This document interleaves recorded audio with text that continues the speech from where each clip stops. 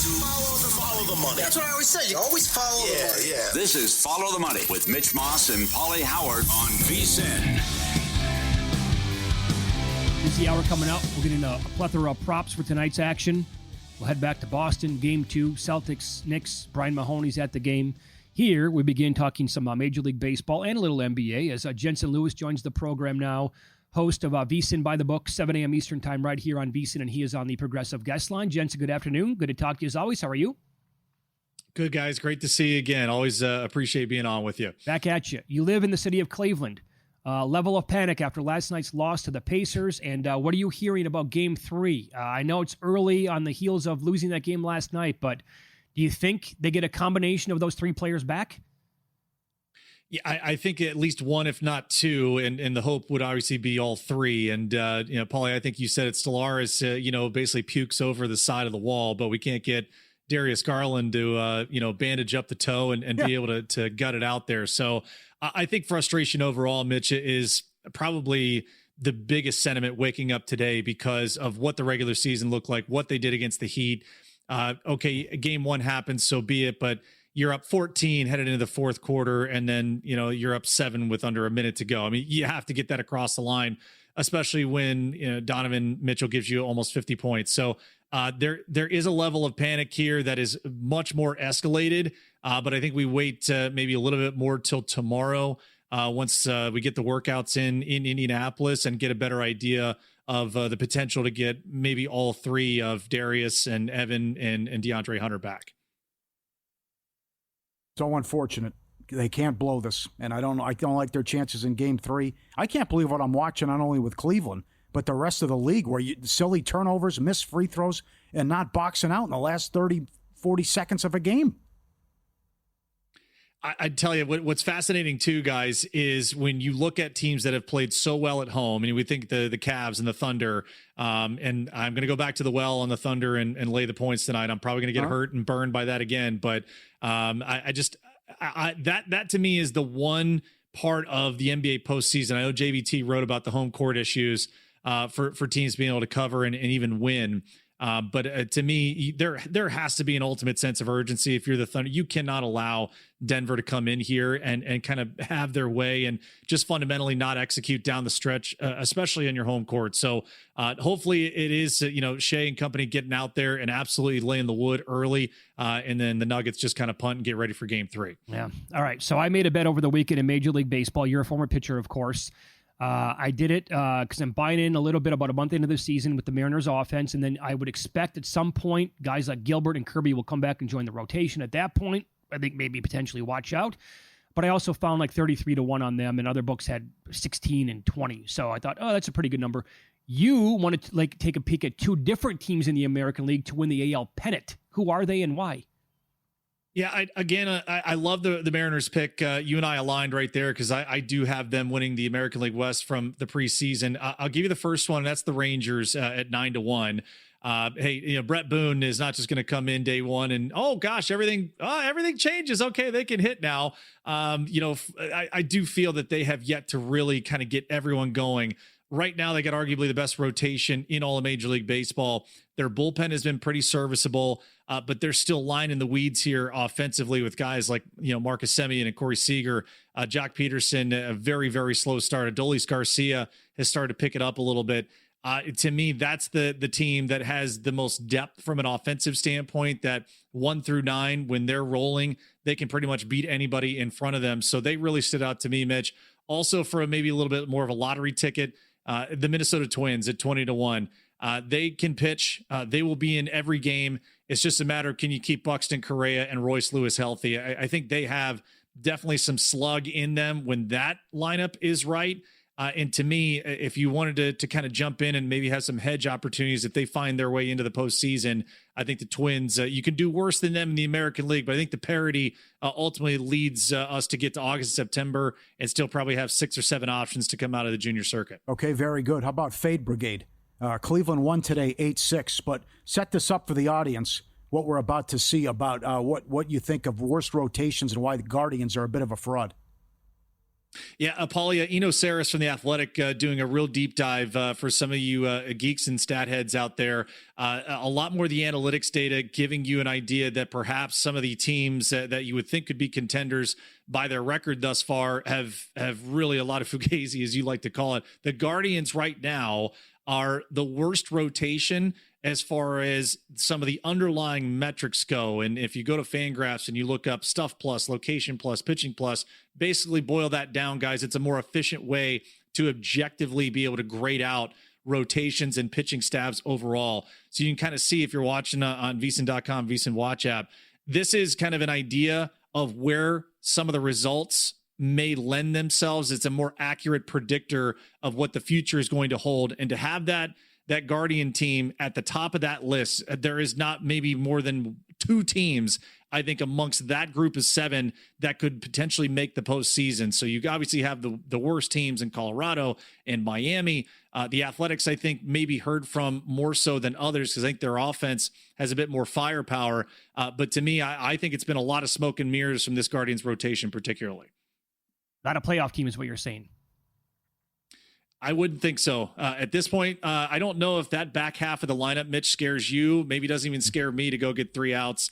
But I think they need a lot of help offensively, too. Well, I'll tell you, though, I mean, now this is one series here against Washington, but maybe there's an angle here where you can play some, derivatives or play full game totals to the over because they're scoring runs now again against the Nationals. But if the pitching really is that bad when they play good teams, maybe look at taking some overs here in these games.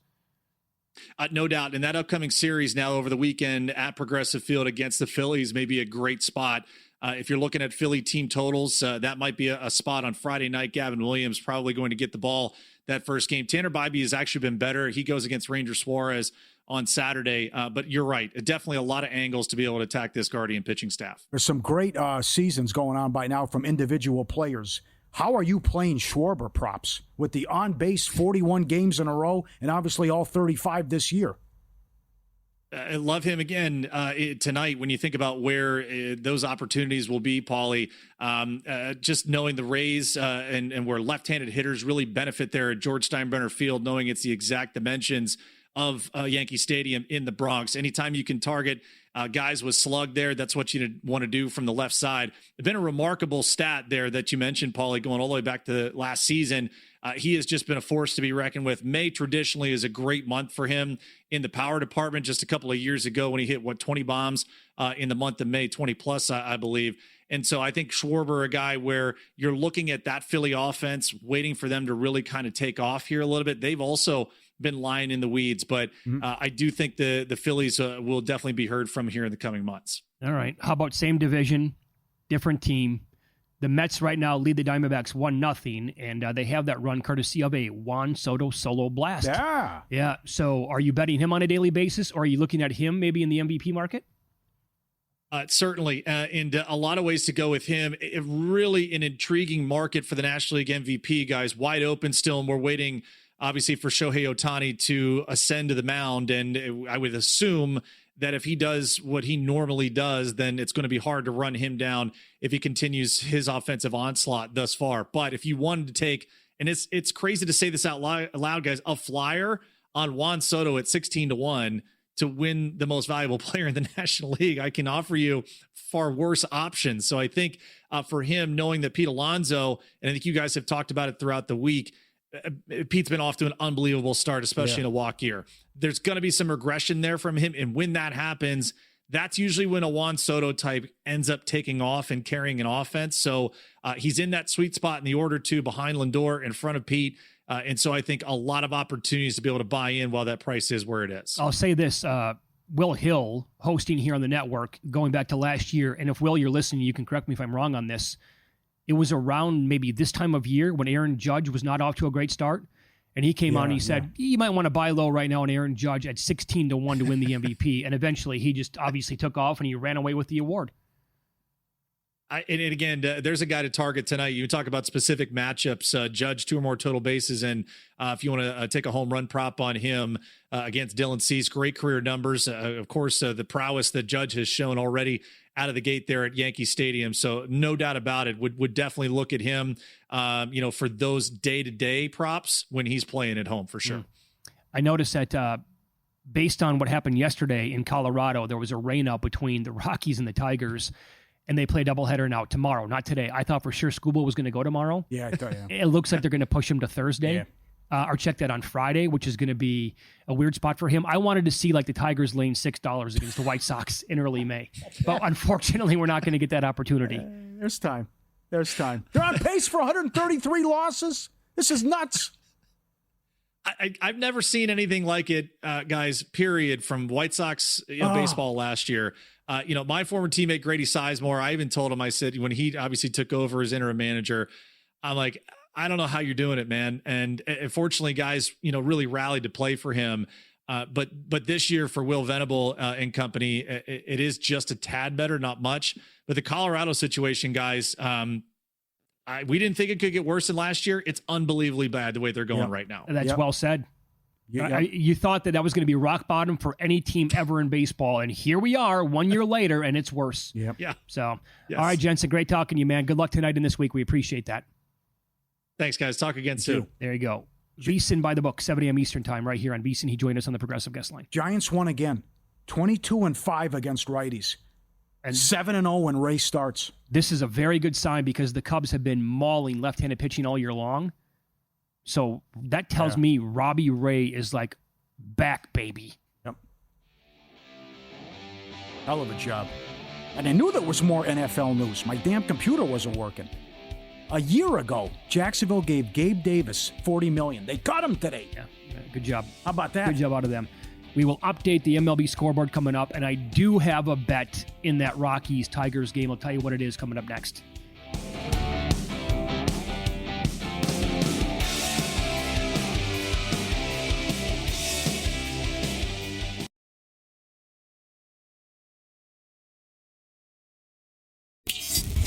This is Follow the Money on VSiN.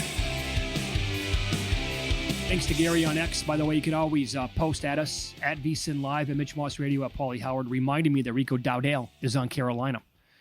Forgot about that. Spaced it. No longer on the Cowboys. The updated Cowboys, this is on their own website now. The depth chart right now for running back. Dallas Cowboys, Miles Sanders, Javonte Williams, Deuce Vaughn, Jaden Blue, Phil Maffa, and Hunter Lupke. He's a fullback. Ouch. Yep. I like the move, again, but it's also, I'll ask you, bigger concern if it doesn't go their way or goes sideways, the complaints and diva behavior from Pickens, or if Metcalf's not getting the ball. And Pitts, well, I don't know. Well, now with new teams? Even if they get Rodgers. Yeah, I know. I'll go Metcalf. Because Pickens can't go there to be the second fiddle behind. Right. You know the signing up, pal, or getting the trade. You're not the number one option. CeeDee Lamb's one of the best wide receivers in football. It's still his wide receiver room. You're playing with him. Well, he's not playing with you. So also how these contracts are structured, where it also, if a guy doesn't like a situation, he can just shut it down. The more you read and look at these contracts, Gabe Davis got essentially $24 million for hanging out 12 months in Jacksonville. Wow. With all the guaranteed cash. And it was 3 for $39, and then all the guaranteed money. And it's like, okay, you had a bad year. It didn't work out. See ya. Okay, well, I'll take the $24 million. I mean, it's like, it's just, what, was this real? I mean, is this? I know. Gabe Davis, who was living off of one game. Right. Against the Chiefs. Pretty much. Yep, there you go. It appears as if this pitcher wants nothing to do with Shohei Ohtani. Oh, there was a strike on the outside corner. So we get a full count here. No score between the Dodgers and the Marlins as they are in the top of the third. Here come the Mariners. Is that right? 5-4 now. 5-4? Yep. What happened there? I don't know what that was last night where we couldn't get runs for the most part, and the night game went under. But a big win for Seattle. But Seattle can hit. They can rake. Again, I thought I was at a loser here with Wu, who was 6-0 career in 7 starts with an ERA under 1 against the A's. Now it's 5-4, and that's Hoglund, the kid who made his debut last time out and got the win for the A's. The surprising A's, playing good ball, but so was Seattle. Looks like Ben Williamson doubled to left center. Dylan Moore scored. And that was to make it 5-2. Well, that's way back, 5-1. My app's not updated. Rowdy Tellez with a 3-run shot. There you go. Yep. Makes it 5-4 as they play in the 6th. High on the card today. How about you? I'm not talking about props. I'm talking about on overall? Get the W. Give me your best bet. What do you like? I don't understand the Red Sox line. How can the Red Sox be $1.50 against Texas and Pauly, who has the third best ERA in baseball. What am I missing here? They've won 13 of 14 when scoring 4 or more runs. He's got a 1.19 ERA. He only trails Yamamoto and Fried. I questioned this yesterday. How long would it take as you get the new hitting coach, Brett Boone? 16 hits last night. Yeah. No problem. So that got some energy right in and a shot in the arm for the team. Houck has been brutal this year. They've lost 5 of 6. They played an easy schedule and still are struggling. He's also given up the long ball. So Bregman's hitting well. Devers is on a 10-game hitting streak. Reach base safely in 10 in a row. I'm completely missing this. I don't get this at all. Plus money, better pitcher, a pitcher who's not going to get me out. Texas should be able to hit 16 hits here, and I'll get 4 runs. I know that. I have a good staff, and I'm 13-1 when I get at least 4 runs. I like Texas. That's my number 1 play. Okay, I did fade the Rockies in this game today. Now I tried it yesterday in the first 5 by betting Job and laying a half a run at minus 105. Actually, it was a cheaper price today. But what I did then is forget it. I laid minus 135 on the money line in the first 5. A couple of reasons why. Rockies, first of all, are 6-21-7 in the first 5 on the year. That's remarkably bad. Mm-hmm. The Tigers are 20-12-2. Also, Dollander is going today. Pushback. Now, he was solid in his last start against the Braves and Chris Sale, but in the 4 starts before that, the ERA was 7.91. The FIP was 7.36. Decent Ks per 9, but also walking a lot of batters as well and allowing 3.72 home runs per 9. So I'm hoping for a little bit of a home run derby tonight. And I did bet Kerry Carpenter plus 354 to hit a home run today. Put a small bet on that. Also, you just have a 27.8% K rate for the Rockies. That's the highest in Major League Baseball. It's equally as high against right-handed pitchers. Plus, when you break down like the WRC plus against righties, it's 63, worst in baseball. Next closest team, Pittsburgh, at 82. Their WOBA against righties is 281, dead last. The Tigers are tied for 7th in WRC plus versus righties at 115 and top 10 in WOBA and OPS against righties as well. I have to do it. I got to find a way to bet against the Rockies almost every single day, and this is my way of doing it today. Give me minus 135 with the Tigers in the first 5. Sounds good. Also really like the Yankees. Fried, second best ERA in baseball. They've won all 7 of his starts. Well, look who he's going against tonight, there it is, too. Cease has control issues. He labored in the last game against Pittsburgh. He has bad numbers against New York as well. ERA of almost 7 in 5 career starts against the Yankees. He probably won't be able to handle New York either. And Judge, 12th home run last night and a 32-game on-base streak.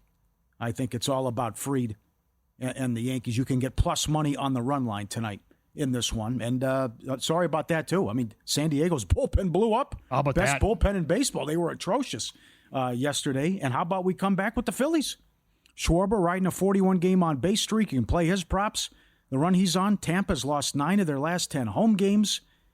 I love Sanchez. He's having a good start. And Schwarber also has 12 home runs. Again, you can play his props a number of ways what he's doing. Too much offense here. And, again, I like the rotation, at least with how Sanchez is doing. And, again, I don't know what's going on with – you're supposed to win these games because of how the schedule is front-loaded with all your home games. Right. Well, they're losing all these games at home. So right back with the Phillies again today. You are thinking the same way as Adam Burke on this game. Good write-up at VSiN.com. He has a handful of bets as he does every single day. I encourage you to read it. I'll give you what he wrote today about the Phillies and Tampa Bay, because it is Sanchez against Shane Baz. And he wrote that with the Rays getting a lefty, so the lefty versus righty matchup, not going to go well for the Rays. At least it hasn't so far this year. They're right-handed hitters against lefties. Their slash line is 182, 275, 283. That's, oh my God, is that bad? With a WOBA of 257 and a WRC plus of 67. Really, really bad numbers there. And Sanchez has only allowed 3 barrels this year. Baz, he points out solid numbers, 3.86 ERA. xERA is 3.08. The FIP is also strong. He's allowed 3 barrels, and he did so in his last start. He thinks this is where we start to see regression from Baz and maybe to start to fall off a cliff. In his last 3 starts, he's allowed 6 barrels and 49% hard hit rate. He only has an 8.1 swinging strike rate percentage in that span. and only a 23% chase rate. And that came against the Yankees, the Padres, and the Royals. So he continues to write. He really likes the matchup tonight, and he bet Phillies minus 130. But the analysis there with that game and 2 other games today from Adam Perk at VSiN.com. What do you want to do opposing Morton? The Orioles have to throw Morton. He's not going to go long. Maybe the run in the first inning here with the Yurfie. But Morton goes for the Orioles, and he's got an ERA at 10. So looking at ballpark models on this game tonight, it's a bad night for home runs, according to those models I was looking at, and winds are blowing in around 11 miles an hour. That's the unfortunate news. The good news is 11 miles an hour really enough to say that the Twins are going to be completely shut down? No, it's not. Maybe you just don't want to bet home runs tonight, but Charlie Morton has been basically a gas can the entire year. And so, maybe there's a run in the first inning. Maybe you want to play like a team total early with the Twins as well.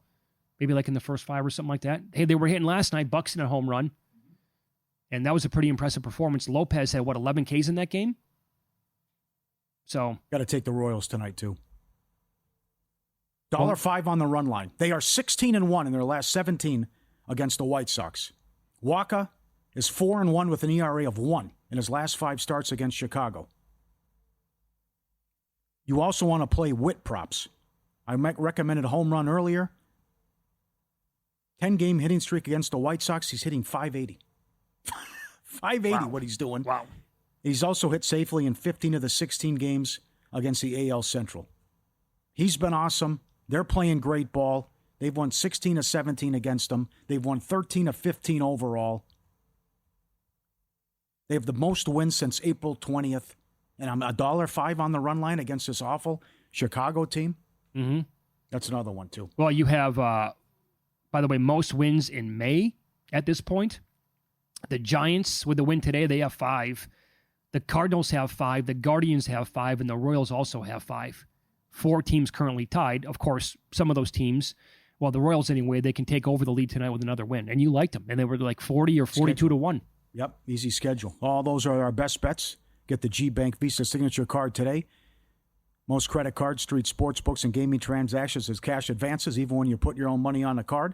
G-Bank treats gaming transactions as purchases, so you're saving up to 3 to 5% on cash advance fees on gaming transactions right there. And you get 1% cashback rewards on the eligible sportsbook and gaming transactions and 2% back on the purchases. Apply now, VSiN.com/GBank. VSiN.com/GBank. We'll head back to Boston up next. Game 2, Celtics-Knicks. Are we getting the championship-level bounce back from the Celtics tonight?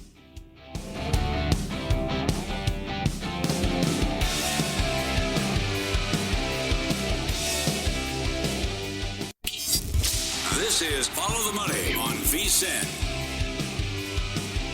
NBA playoffs tonight, 2 game 2s. Go back east here.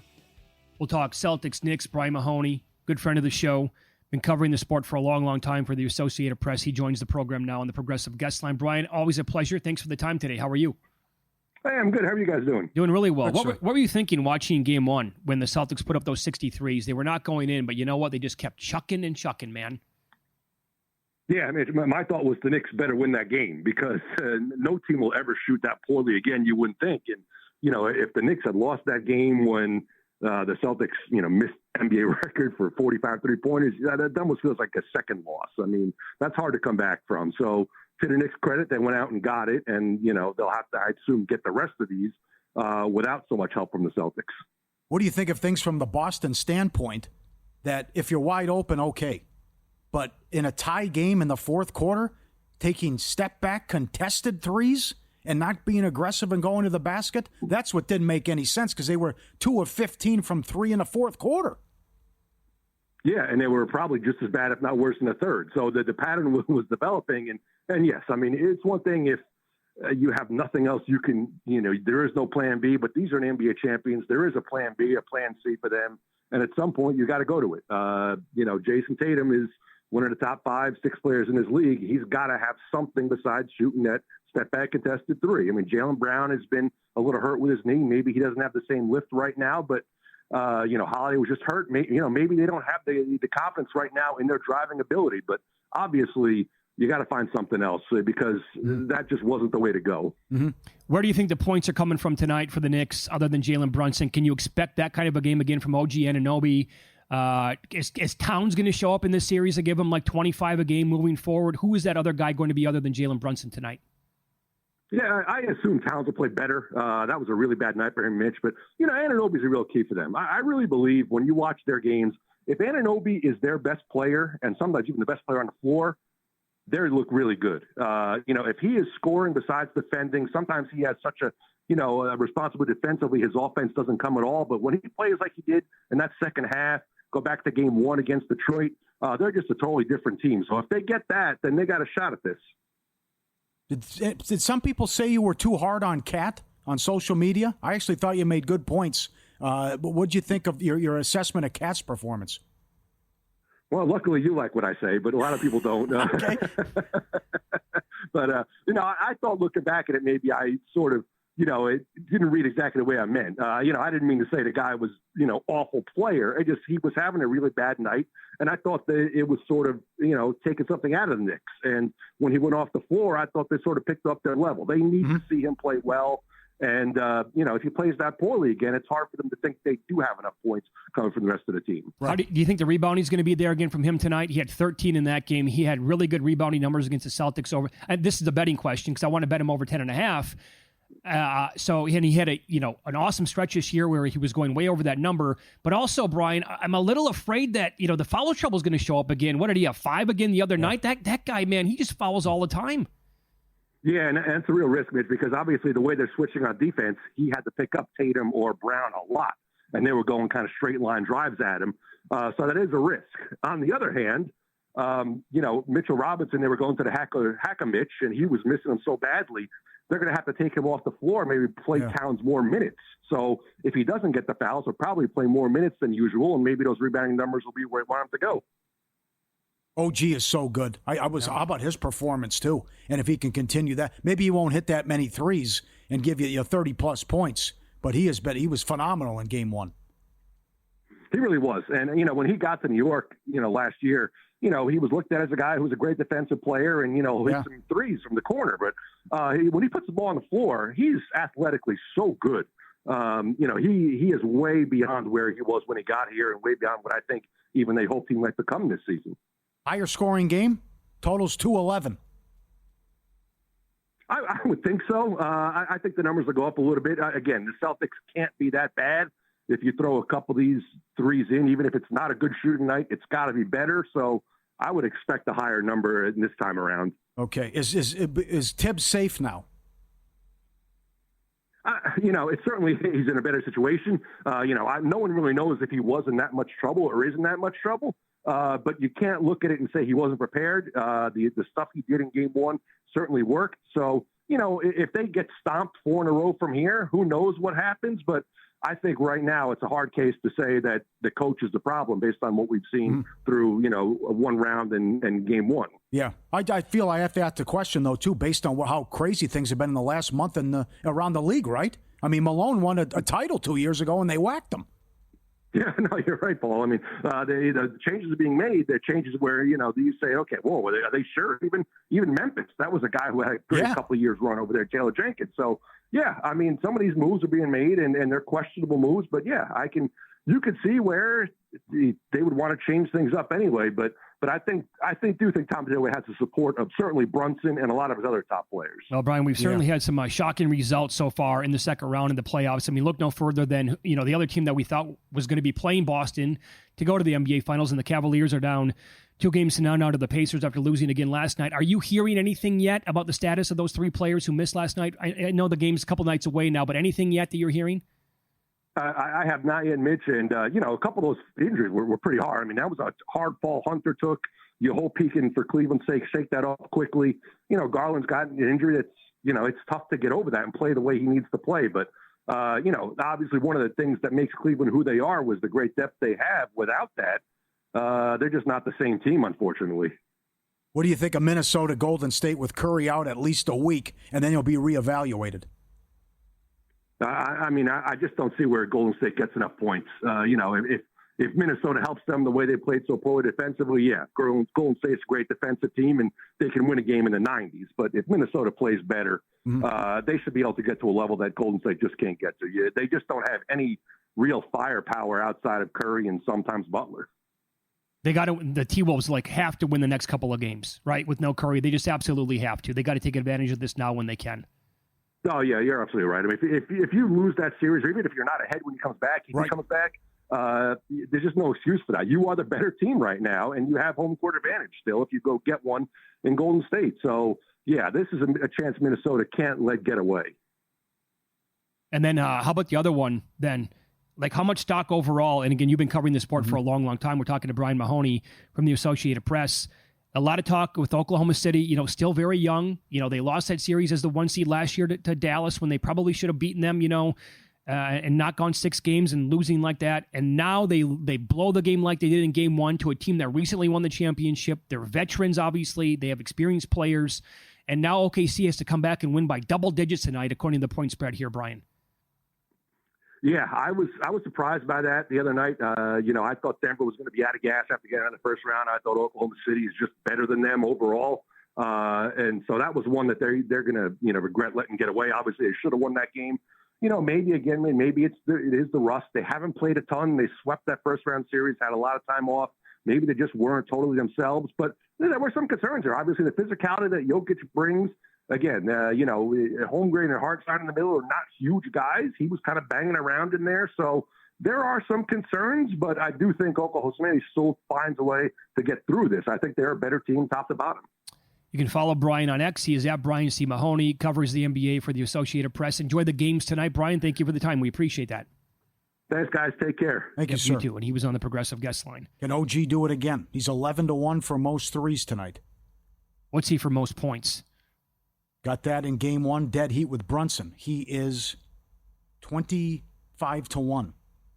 I would like to lean no, but again, look at what happened to Buddy Hield in back-to-back games. Mm-hmm. And this is wild times right now in the NBA. Yeah, I can't. Not used to seeing this kind of stuff. Absolutely. What's going on with the road teams? Rebounds, Cat plus 120, Tatum plus 240. You're all over Tatum for the series and in game 1. They say Porzingis is good to go after the flu and didn't play in the second half of game 1. So, Joker minus 240 in the late game, most rebounds. Is he onto something there that Robinson might not have a spot because if they go to hack a Mitch, right, he's useless. He is. Meaning Towns has to be out there more, but then you have to bank on Towns not getting into foul trouble. If you told me right now Towns is going to play 38 minutes tonight, I would absolutely go ladder his rebound bets. Yeah. How about a little sense of urgency tonight, too? How about Celtics first quarter? I mean, let's go here. Which I know they were up big, and maybe you trust them more on the road. But it's stars have aligned. You have what's going on in the other series. You play Indiana, you're going to have home court. Yeah, it's right there for you. Not to mention the changes that could happen next year because you can't have that type of payroll with a new owner. Want to know where the money's really going? Unlike other sources, our betting splits come straight from Circa and DraftKings, giving you insight on where the sharp action's landing. Circa takes huge bets from pro bettors. See the percentage of bets versus percentage of handle on every game across every major sport, helping you make smarter, more informed bets. Get VSiN's exclusive betting splits for as little as $9.99. First month, VSiN.com/subscribe. Dodgers Marlins scoreless in the 5th. Come on. Updated total is 5.5. Want to go over? Gonna get some runs here? I don't. We have a plethora of props to discuss for tonight's action. Might be climbing that ladder like I talked about. I'll explain why coming up next year on VSiN.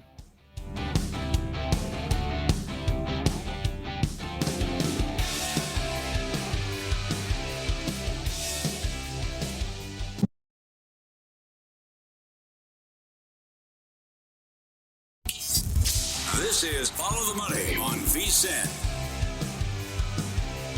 All right, we have a couple games going on still in Major League Baseball. The A's, man, good story. I think they're going to linger most of the year. I think they'll be a playoff team. They continue to lead the Mariners 5-4, and eventually they're going to get to Mason Miller and that pen, which has been so good, other than that one game that he had a blow-up in. Mariners right now to come back and win plus 285. The total's plus 11.5. Munoz for the Mariners is not allowed to run yet this year. The closer there. Right. So if they can somehow, I'm trying to make a case for the under 11.5 here, minus 102. And then you have the Mets on top of the Diamondbacks, 4-0. That was Merrill Kelly going today.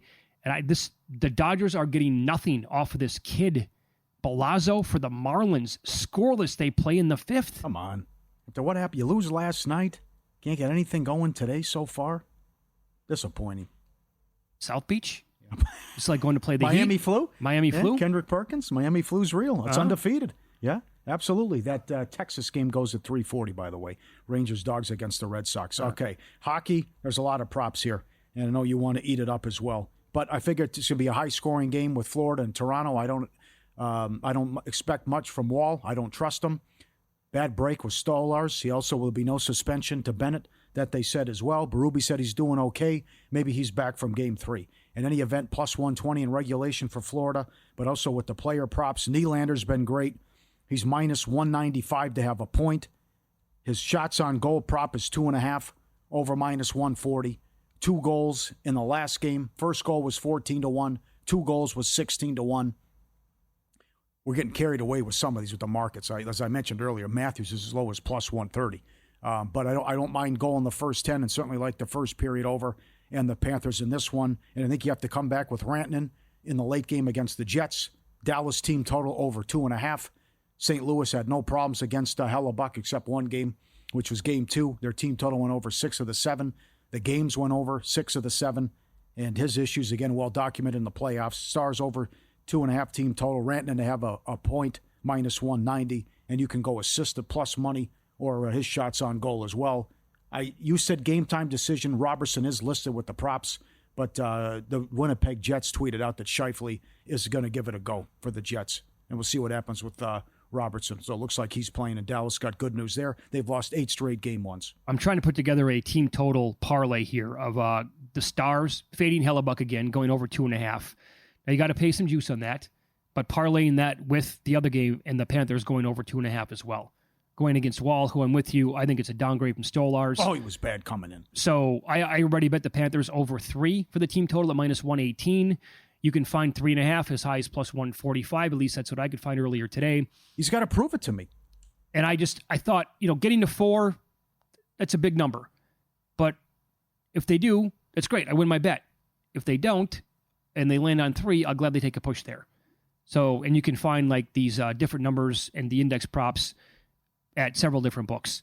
But that parlay, I don't hate to bet both those teams fading those goalies over 2.5 each. I'm excited for that game. And I want to see what Winnipeg brings to the table here and if they can bounce back. And also, because a poor performance, even though they got the miracle in Game 7, and everyone's counting them out. I mean, to look at because before last night, Washington lost, so now Washington's the longest shot on the board, obviously. But Winnipeg was had the second worst odds to win the Cup before last night. Oh. And they have home ice. They had the best record, and they're taking on a Stars team that everyone thought was garbage. The two teams with home ice moving forward before last night had the worst odds to win the Stanley Cup. Mm-hmm. That's incredible. Yeah. It's found money here. You're playing with house money. You got a good team. So this is, again, this quote is unbelievable from Hellebuck. The pressure's off. The weight of the world is off my shoulders.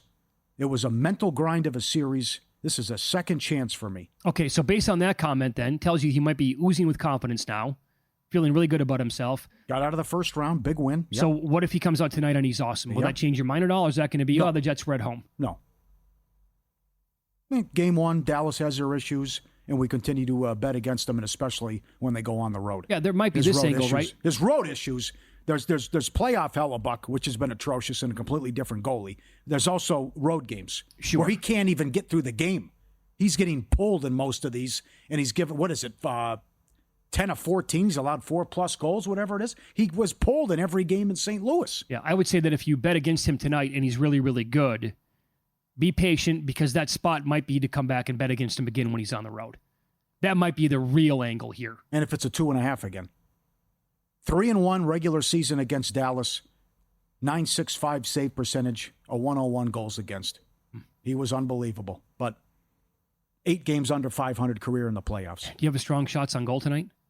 I would just say, Nylander, but nothing jumps out with last night, and that's certainly the Stone stuff got there early right on, and the Edmonton, Draisaitl and McDavid are just too good. All kind of bad last night. went all the way over to that game. I told you yesterday on the show how much I love having bets when I go to games live. I had nothing. No first period? I mean, I meant to bet it. Traffic was, just a suicide mission. Got there, and I'm like, I don't have anything. What do I do? It was like $1.70. I'm like, I'm not going to bet anything. I didn't force anything. I had no bets on the game last night. But I should have listened. I should have listened and bet it earlier in the day when it was, minus 160 for the game. To get, and that flew over no problem in that first period. Yep. You have any hockey props? You want to go to baseball? No, I wanted to point this out about the ladder here in the NBA. Yeah, sure. So again, talking about Karl Anthony Towns here, and let's say he does, he avoids foul trouble tonight. He did have a really long stretch or multiple stretches this year where we were betting his rebounding props over, and it was ballooned up to, I think, 13.5 at one point. So his last 3 games against the Celtics, here are the numbers. 13 rebounds in 31 minutes, 14 rebounds in an overtime game. He played 43 minutes, and 18 rebounds in 41 minutes. His last 2 games in the Pistons series, he had 15 and 11. So, and I'll tie that into Jason Tatum. 16 rebounds last game, had 2 games in the Orlando series. So again, you can ladder at various books, 12, 13, 14, 15, 16. Karl Anthony Towns, tell me if these numbers are appealing to you at all. 12 plus tonight is plus 142. 13 plus is plus 185. 14 plus is plus 340. You can go to 15 plus at plus 425. 16 is 8-1. If you want to get nuts. I want to do this with Joker more so than Cat. I just think they're going to get blown out, and maybe the backups are in, and that's it. And plus the foul. There is that angle. I also don't trust them with the fouling trouble. So I have that, and then I do like the Celtics tonight. I have them in the Killer Sports Challenge on VSiN.com. But it's also Tibbs. And Tibbs is a lunatic by playing his players. Yep. So part of me says if it turns into a blowout, they're just going to say, okay, well, this is going to be, we're going to go back home, tied at 1 apiece. But that's not what Tibbs does. And Tatum, 12 plus is plus 235. 13 plus is plus 350. If you want, he had 16 in game 1. Yes. 16 plus tonight is 13-1 on Jason Tatum. And there's also Josh Hart against Boston. Going back now in order, 28 points, rebounds, and assists. 28 again. Both those games were in overtime. He had 28 in the regular season, and he had 40 in the regular season against them. It's 25.5 tonight. And that dude will play, 44 minutes tonight? Okay. Yeah. Joker, $1.50 to lead in points, rebounds, and assists in the late game. Well, SGA is the other. Who's the other? Give me the candidates here. I would just say it's him or SGA. I mean, what's a bad game for Joker? 21, 16, and 9? That's off, probably, yeah. And SGA was great in the first game and almost cashed that 55-1. The only other triple double, but it's like if they're gonna defend him and get what he wants down low and how he wound up on some of the, especially when he was on Caruso a couple times and just backing him down, it's too easy. I'd say the other player might be Jalen Williams for the Thunder, but he was bad in game 1. He might have another no-show though. Yeah, that's another guy. It's just 5 of 20. I know. I don't understand. I mean, I know they're confident guys and they're pros and they're best at what they do, but it's at some point you got to say it's not my night. I have teammates here. The all-in package at Circa is awesome. CircaLasVegas.com, $400, the ultimate getaway. 2-night stay at Circa, $100 dining and beverage credit, and your own day bed at Stadium Swim. Party never stops. Go see Taryn. She's great. Limited time between May 26th and September 4th. Lock it in now. All-in summer package. CircaLasVegas.com. Whether it's hanging with us beyond the booth or you're get a booth here in the sports book or a cabana, get your rooms, dinner reservations, CircaLasVegas.com. That's the all-in package. Jonah Heim against Tanner Houck in his career, 4 of 7, 3 home runs and a double. He's a big number to hit a home run tonight. Good. And Adolis Garcia against Tanner Houck, 4 of 8, 2 home runs and a double as well. All right. We need another hit from Freeman here. Yeah, I think they have the top of the order coming up in the 6th. Top of the 6th here. Let's go. But right now, Marlins with a runner on second, no score. Dodgers can't get anything going. Wow. A ton of future options to consider with so many favorites losing early in their respective series. Door number 1 or door number 2 is up next here on VSiN.